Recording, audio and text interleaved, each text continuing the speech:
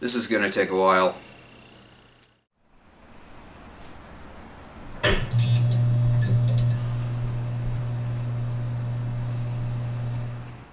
Sequels. Every major universe has one.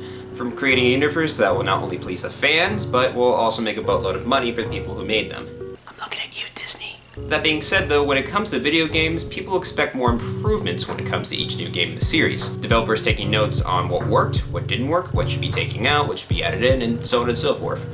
Or things might just be a glitchy mess and rushed. But what about when you have a game that's very different from the first game but still has the number 2 written all over it? Well, you have games like Zelda 2 where... Hey, I heard you're doing a video about sequels.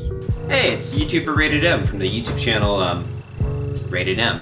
How's it going, buddy? Good, I just finished playing, what was it, Zelda 2. Yeah, I just finished playing Zelda 2. I was gonna make a video about it, but, Huh. Well, that's convenient. What do you think about the game? Oh god, no. It's one you want to skip out on. Just the controls, the difficulty, the lack of direction, it's awful. Really? For a Zelda game? I've never really heard any of those being bad. 3 letters. CDI. My boy, this piece is what all true warriors strive for. I just wonder what Ganon's up to. Made by Nintendo. Well, since you're here, do you want to find out why this game is bad? Yeah, let me just check my watch to see if I got time. Yeah, I think I'm good. Alright, so there isn't too much information regarding the development of this game in comparison to the first Legend of Zelda, so to sum up the development, first off, Shigeru Miyamoto wasn't the director of this game, but he was the producer, which I mean, he still does to this day with Nintendo. The game not only had a different director, but a different team as well, which probably explains the whole different feel of this game to begin with, but I'm getting a little ahead of myself. Once again, the game was released on the Famicom Disk System in Japan, like the first game, but it was released on cartridge everywhere else in the world with battery backup to save, considering that this was kind of a big game for the system. Anyways, the game was released in Japan in 1987 and everywhere else in 1988. Reviews were high at the time, even getting a cover on Nintendo Power, but over time people call this game bad. But why is that? Well, let's get into the game story first. So, in this game you play as Link. Shocker. And surprisingly, this game is considered to be a direct sequel to the first game, which is very rare for a Zelda game, but that timeline is already fucked up to begin with. So anyways, Ganon's minions wants Link's blood to reanimate Ganon, or since you know, Link kinda killed him in the last game. That's pretty metal. In between all of that, Link needs to get the Triforce of Courage by stopping by the 6 palaces across Hyrule to defeat Ganon's minions and awaken this game's Princess Zelda back from her slumber. And that's about it for the story. Where did you even get that information? Throughout my playthrough of this game, I was clueless on who I was, where I was, what my purpose was. I was just thrown into this adventure with zero context. I'm sure if you read online or through the manual, you can get a sense on what's up, but like, come on, I don't have time for that. Why didn't they just have some sort of attract mode that caught you up to speed? I mean, Super Mario Bros. Had an attract mode, so it was possible on the hardware, but they just didn't do it. Maybe during its release, things were different, and the story of the Zelda series is just as common knowledge as 2 + 2.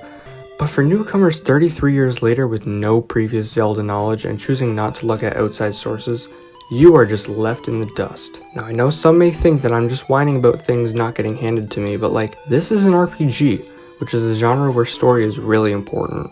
A lot of the NPCs don't really help with the lack of information given to you on the story, so to piece it together by yourself, for me at least, it's super difficult. I think with this one, Nintendo wasn't really planning the long term, like how they did with Super Mario World and Donkey Kong Country later down the line. Even if you don't know those characters, the game informs you on what's going on inside the game so that anyone can pick it up and know what the story is. This game is quite the opposite of that. Well, I got all this game's information thanks to the game's open and crawl, but to be honest, it doesn't really tell you that much. A lot of games did this at the time considering that cutscenes weren't really a thing, alongside having the internet. Well, I do agree that the townspeople aren't really the most helpful, to be honest, but it's nice to see that Hyrule is a lot more livelier than the last game, with just having a few holes in the wall and some old ladies, but I'm getting ahead of myself. That's only one of the major differences with this game. First and foremost, if you haven't noticed already, this game's action segments are side-scrollers. Action segments? That's what you call them?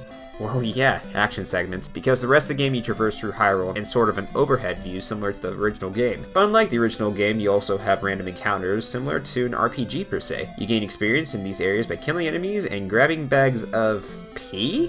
What the hell is pee? Yeah, I wouldn't think about that one, man. Well, anyways, you want to get these bags of pee, considering that they give you a lot of experience. After you meet a certain threshold of experience, you level up with your health, magic, and attack power. You don't have a choice on what you want to upgrade, which kinda sucks, but also equally upgrades everything gradually, which is either a good thing or a bad thing depending on how you see it. You also have heart and magic containers that also extend your magic. Why have both items and XP? I don't know, the main Zelda series always has a physical thing to show progression, so this game kinda wanted to have its cake and eat it too, with the whole experience thing. What do you think about the gameplay so far? Personally, the controls of a game make it or break it, and oh dear, this game has problems. First off, although the movement isn't bad and having some momentum while moving isn't the worst thing, the knockback whenever you get hit is absolutely annoying. Yeah, another common thing that I'm glad that isn't in modern games anymore. There are so many cheap deaths that lead to knockback, and since you have a limited amount of lives, this could lead to a lot of problems and a lot of cheap deaths. It's annoying when you lose all your lives and get sent back to the very beginning of the game no matter what, and you lose all of your experience. Yeah, it's really annoying, but at the same time, it's the only way to save the game. I mean, unless you're using a real NES to begin with and not an emulator like me. You cheating bastard. Well, come on, dude. This game is ridiculously hard sometimes, so more power to you if you can play this game and beat it without a guide or save states. But yeah, speaking of which, even though this game isn't as cryptic as the first game, I still recommend using a guide to understand where to go and what to do. I mean, there's townspeople that can help you with saying some things, but sometimes they may not be helpful, or they might just be in error. Why would you keep this in the game?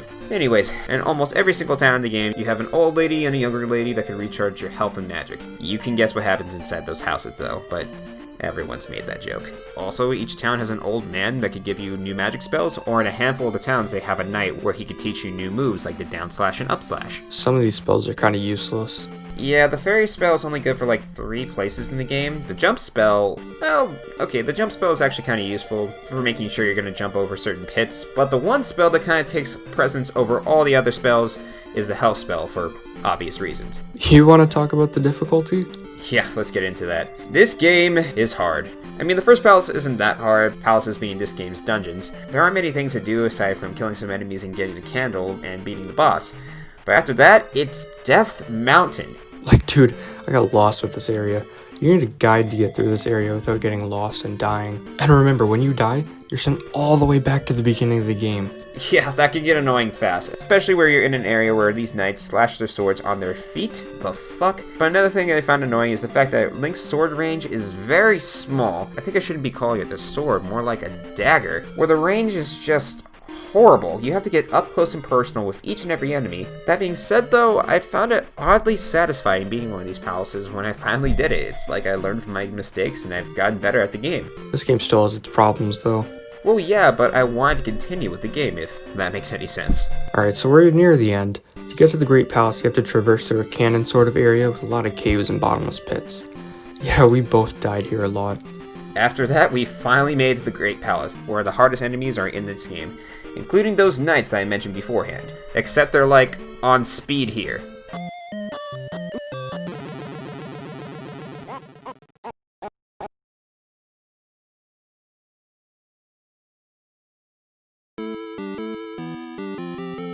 Wait, if you lose all your lives at the Great Palace, you don't go back to the beginning of the game, but you go back to the entrance of the Great Palace. Why can't it be like that for all the places in the game? Alright, we made it to the end. The Thunderbird? Okay, I was expecting Ganon Jr. or something like that, but okay. The dumb thing about this guy is that you need the Thunder spell to actually attack the guy to begin with, and if you don't have that, then you have to go all the way back to this one small town to get it. This guy is super hard to begin with just because of all the fireballs that gravitate towards you, but even after you're done, you're not. Wait, I'm not? Well, so I have to... What the hell, dude? So basically, this guy copies or mirrors you in a way. He doesn't attack you unless you start attacking. So basically, there's no pattern unlike the other bosses in the game. The only way to really hit this guy is when he's jumping. Or you could just hang out on the side of the screen and hit him from there. Wait, you were just calling me a cheater, but you do this too! Yeah, but the rest of the game is difficult. If I see an exploit like this, I'm gonna take it. You know, I really don't blame you, man. Alright, so let's get into the graphics of the game. Graphically, this game is kinda bad. Well, for NES standards, the game looks okay. Alright, that's true. At least the overworld map has some sort of context on where you're traversing, though. The music, though, even though there's only a few tracks, is still pretty good. I wish there was just more. I know for a fact the game's soundtrack was remade for Smash Bros. Alright, so overall, this game, in my opinion, has some good things, some bad things, and some annoying things. The good being the experience voice, the not-so-cryptic nature of the game, and the easy-to-understand gameplay. The bad is being the difficulty, the controls, and for me, the lack of context for story in an RPG game. I would recommend this game, but only for people who have a guide or know what they're getting into to begin with. Well, for me, I wouldn't. The controls are like the main thing that kind of broke it for me, especially with that knockback in your attack range. Yeah, if the knockback wasn't there, this game would be much better. Well, thank you, for coming on the show. Hey, you're welcome, man. Good luck in the next video. The hell? That was weird. But if you are interested in any of RatedEm's content, please check out his YouTube channel. Links are in the description or in the card up there if you guys are interested. Thank you guys for watching. Please like and subscribe this video and comment on any video games that you want me to, review. I'll take any requests and, see if I can do them or not. Thank you guys for watching. Stay safe and have a great night.